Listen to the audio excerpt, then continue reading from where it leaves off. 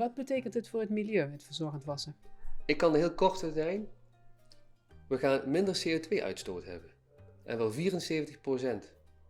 Dus je zegt 74% minder CO2-uitstoot. Hoe kan dat nou? Eigenlijk heel simpel. De handdoek.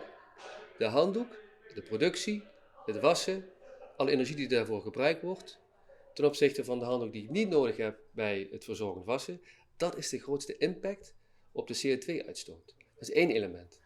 Maar ook alle water dat gebruikt wordt om handdoeken te produceren, om iemand te wassen, om een waskom schoon te maken, je spaart tot 250 liter in de hele cyclus, ten opzichte van traditioneel wassen.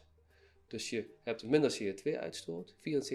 En dit is niet in een getal dat zomaar tot stand komt. Er is een gedegen onderzoek naar gedaan. Er zijn allerlei methodieken voor om dat ook te valideren. Daarnaast de waterbesparing, wat ik zeg, 250 liter.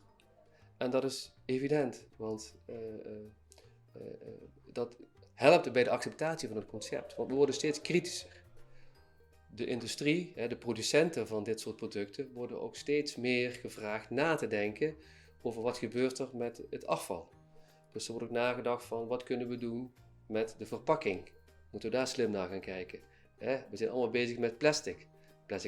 Plastic. Het rietje, het koffiebekertje. Wat kunnen we doen met de verpakking van dit product?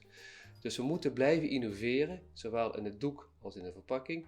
Maar de grote slag die we al geslagen hebben, is dat we kunnen aantonen met 74% minder CO2-uitstoot en een besparing van 250 liter per wasbeurt in de hele cyclus, dat dit echt wel een groot voordeel is op het gebied van milieu.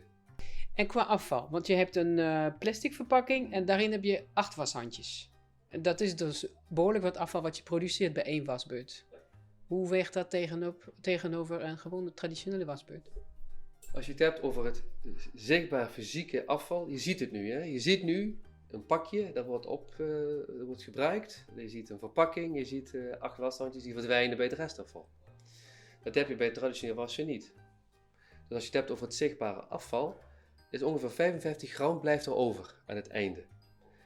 Als je 55 gram per keer gaat optellen, het aantal wasbeurten per jaar voor een zorgorganisatie, is er een paar honderd kilo afval dat wordt verbrand.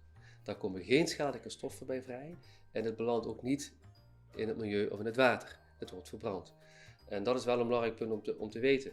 Natuurlijk blijven we wel verplicht na te denken, hoe kunnen we slim omgaan? Hoe kunnen we ervoor zorgen dat mensen ook dit concept ook zo gebruiken dat we ook niet meer gebruiken dan nodig is. Dus los van het afval dat je ziet, kun je mensen ook door goed te instrueren, te zeggen, je hebt 1 pakje nodig per dag, gebruik het voor het juiste doeleinde. Dus wat is jouw eigen verantwoordelijkheid om ervoor te zorgen dat die afvalberg die je mogelijk zou zien ook niet groter is. Doordat je zelf goed hebt nagedacht, optimaal in te zetten, 1 pakje per dag per cliënt. Er wordt gesproken over vermindering van CO2-uitstoot. Een life cycle analyse laat zien dat de ecologische footprint van verzorgend wassen 74% lager is dan die van een traditionele wasbeurt op bed met water en zeep. Dit wordt uitgedrukt in een CO2-equivalent.